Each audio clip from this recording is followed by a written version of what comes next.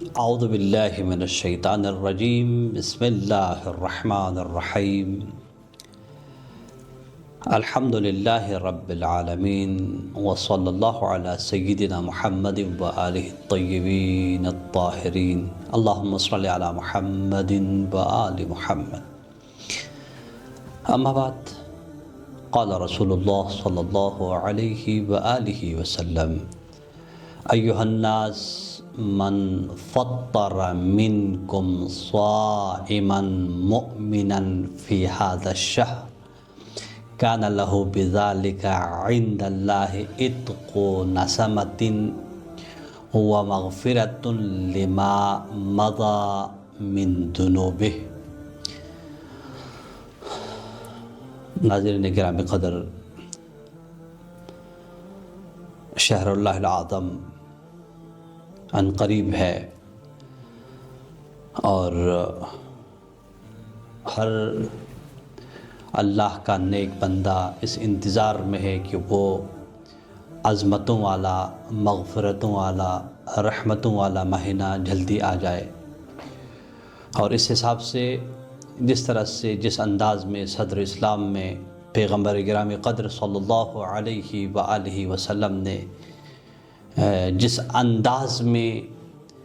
اور وقار و متانت کے ساتھ شہر اللہ العظم کا استقبال فرمایا ہے،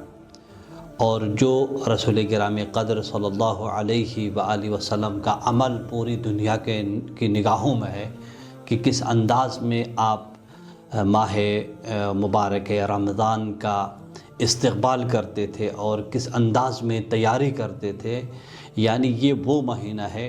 جو اللہ سے انسان کو جوڑ دیتا ہے،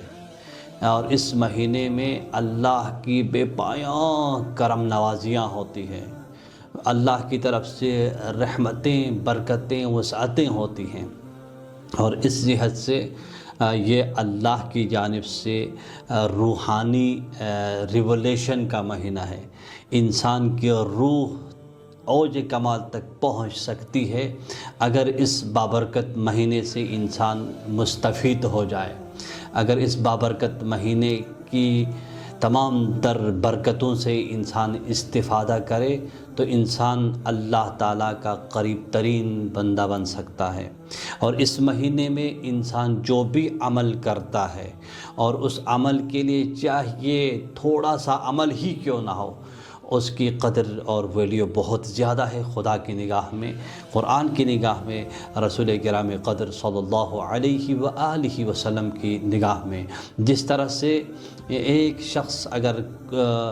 کسی صائم مومن روزہ دار کو افطار کرائے، اس کے لیے اللہ کی جانب سے اتنا ایوارڈ ہے کہ انسان غبطہ کرتا ہے، انسان رشک کر کے اس کام کو انجام دینے کی کوشش کرتا ہے۔ جیسا کہ خطبہ شعبانیہ میں رسول کرام قدر صلی اللہ علیہ وآلہ وسلم نے فرمایا کہ ایھا الناس، اے لوگو، من فطر منکم صائما مؤمنا، تم میں سے جو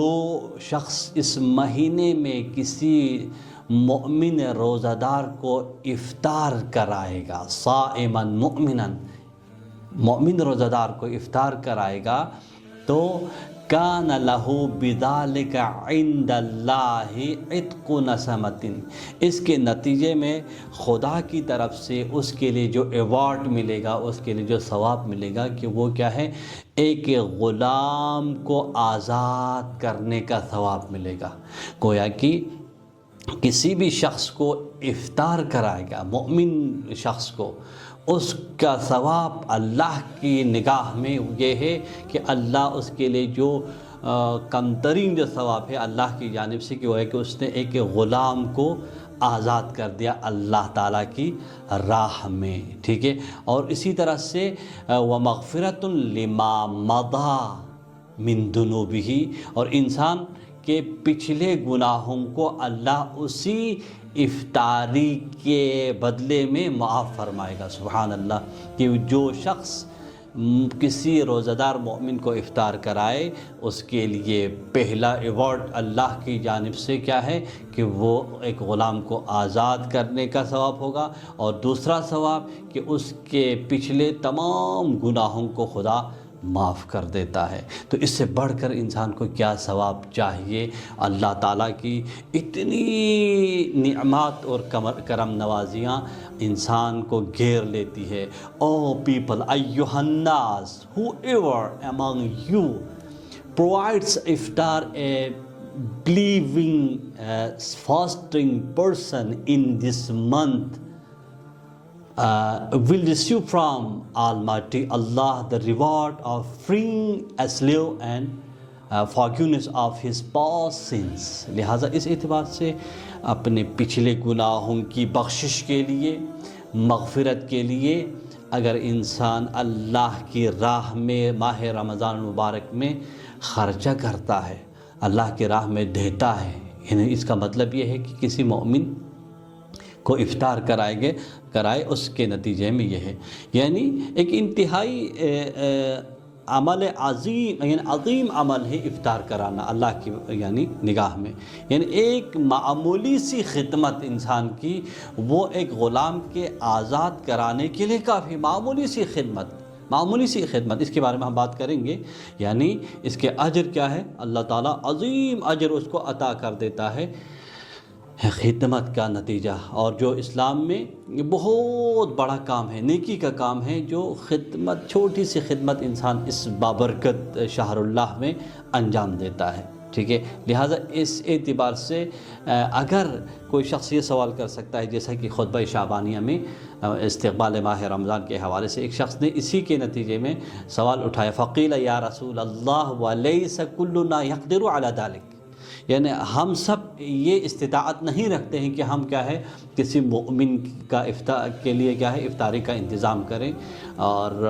ہمارے پاس اتنا مال نہیں ہے، اتنی دولت نہیں ہے،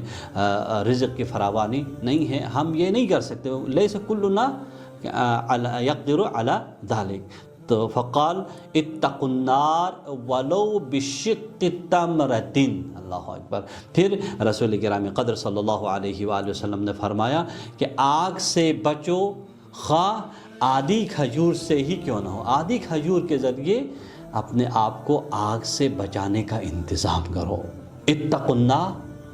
النار ولو بشق تمرۃ،